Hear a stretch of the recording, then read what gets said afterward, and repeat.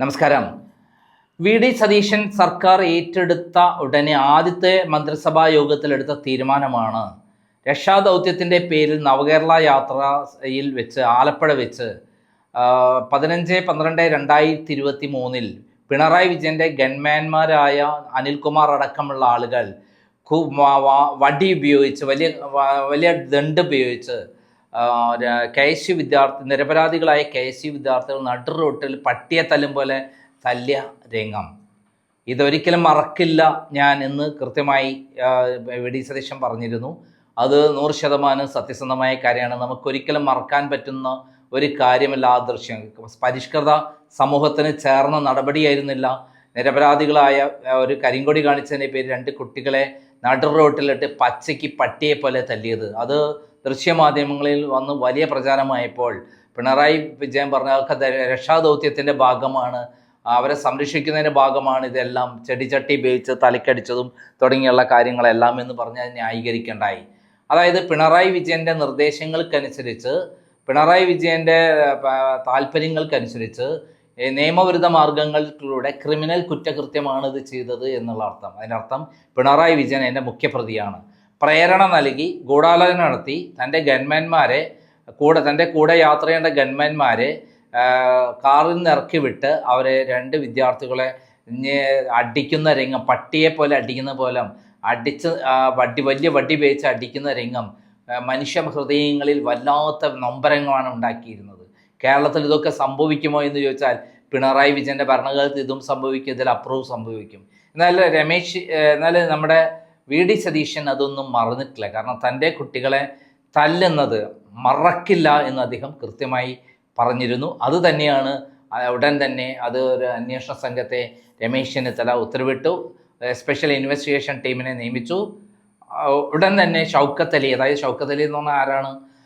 കൊടി സുനിയെ അടക്കമുള്ള ആളുകളെ TP ചന്ദ്രശേഖർ വധക്കേസിൽ അറസ്റ്റ് ചെയ്ത ഒരാളാണ് ഷൗക്കത്ത് അലി.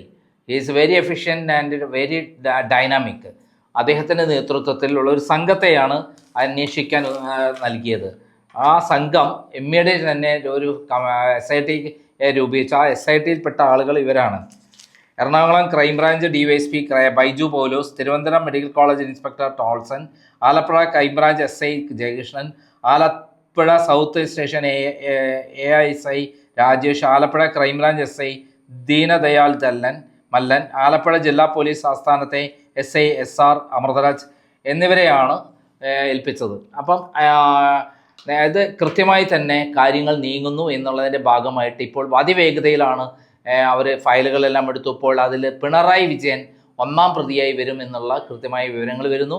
മാത്രമല്ല പിണറായി വിജയനെ ആ കേസിൽ ചോദ്യം ചെയ്യാൻ വേണ്ടി വിളിപ്പിക്കും എന്നുള്ള കാര്യം കൂടി വരിക. നോട്ടീസ് അയച്ച് പിണറായി വിജയനെ വിളിച്ചു വരുത്തുകയോ അല്ലെങ്കിൽ പിണറായി വിജയനെ അവിടെ ചെന്ന് കാണുകയോ ചെയ്യാനുള്ള കാര്യമാണ് പോകുന്നത്. അതിന് മുമ്പായിട്ട് അവർ പിണറായി വിജയൻ പറഞ്ഞ ഇതൊക്കെ രക്ഷാപ്രവർത്തനത്തിൻ്റെ ഭാഗമാണെന്ന് പറഞ്ഞ് ന്യായീകരിച്ച് ഉള്ള കാര്യവും, അതേപോലെ അദ്ദേഹത്തിൻ്റെ വാഹനത്തിൽ യാത്ര ചെയ്യുമ്പോൾ ഈ ഗൺമാൻമാർ പുറത്തിറങ്ങാൻ പാടില്ല എന്നുള്ളതാണ് സത്യം.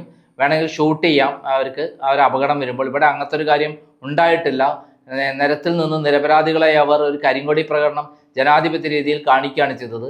അതിനാണ് ക്രൂരമായി തലയ്ക്കൊക്കെ അടിച്ച് അതേപോലെ ശരീരം അടിച്ച് ശരിയാക്കിയത്.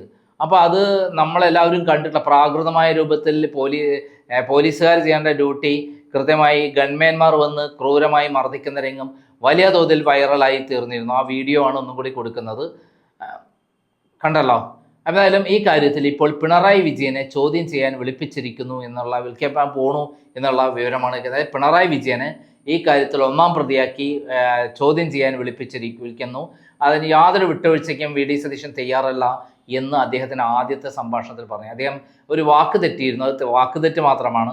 ഇത് ഫർദർ ഇൻവെസ്റ്റിഗേഷനാണ് ആലപ്പുഴ മജിസ്ട്രേറ്റ് കോടതി ഉത്തരവിട്ടത്. അങ്ങനെ ഉത്തരവിടാൻ പറ്റുള്ളൂ മജിസ്ട്രേറ്റ് കോടതിക്ക്, അല്ലാതെ ഇൻവെസ്റ്റിഗേഷൻ ഉത്തരവിടാൻ പാടില്ല. പുനരന്വേഷണം ഇൻവെസ്റ്റിഗേഷൻ എന്ന് പറയുന്നതൊന്നും നിയമത്തിലില്ല. അത് എന്നാൽ വി.ഡി. സതീശൻ നിയമപരം ആ കാര്യം പുനരന്വേഷണം നടത്തുന്നു അല്ലെങ്കിൽ ഇൻവെസ്റ്റിഗേഷൻ നടത്തുന്നു എന്നാണ് പറഞ്ഞത്. അത് എല്ലാ പത്രങ്ങളിലും പുനരന്വേഷണം എന്നാണ് പറഞ്ഞത്. അതിൽ അങ്ങനെ ഒരു അന്വേഷണം ഇല്ല എന്ന് നിയമപരമായിട്ട് പത്രപ്രവർത്തകർ പഠിക്കേണ്ട കാര്യമാണ്. കേരളത്തിലെ എല്ലാ ദൃശ്യമാധ്യമങ്ങളും അതേപോലെ റിപ്പോർട്ട് ചെയ്തു. യഥാർത്ഥത്തിൽ തുടരന്വേഷണം, ഫർദർ ഇൻവെസ്റ്റിഗേഷൻ എന്നാണ് പറയേണ്ടത്. ഞാൻ നേരത്തെ കവിയൂർ കേസിൽ നിരവധി തവണ തുടരന്വേഷണം പ്രഖ്യാപിച്ചിട്ടുള്ള ആളാണ്. ആദ്യം ഞാനും തെറ്റിദ്ധരിച്ച് ഇൻവെസ്റ്റിഗേഷൻ എന്നൊക്കെയായിരുന്നു, പുനരന്വേഷണം എന്നുള്ളതായിരുന്നു. പക്ഷേ ആ വീട് നിയമത്തിലില്ല. സുപ്രീം കോടതി ഇതിനെക്കുറിച്ച് വളരെ വ്യക്തമായി പറഞ്ഞിട്ടുണ്ട്. അത് വേറെ കാര്യം. എന്തായാലും ഷൗക്കത്ത് അലിയുടെ നേതൃത്വത്തിൽ നടക്കുന്ന അന്വേഷണം വളരെ വേഗത്തിലാണ് നടക്കുന്നത്. പിണറായി വിജയനെ ചോദ്യം ചെയ്യാൻ വിളിപ്പിച്ചിരിക്കുന്നു. അതിൻ്റെ അർത്ഥം പിണറായി വിജയൻ അതിനകത്ത് ഒന്നാം പ്രതിയാകും. അതിന് വ്യക്തമായ തെളിവുണ്ട്. ഗൂഢാലോചന നടത്തിയതിന്, പ്രേരണ നടത്തിയതിന് തെളിവുണ്ട്. അദ്ദേഹം ന്യായീകരിച്ചത് മാത്രം മതി. രക്ഷാദൗത്യമായിരുന്നു നടത്തിയിരുന്നത് എന്നാണ് പിണറായി വിജയൻ പറഞ്ഞിരിക്കുന്നത്.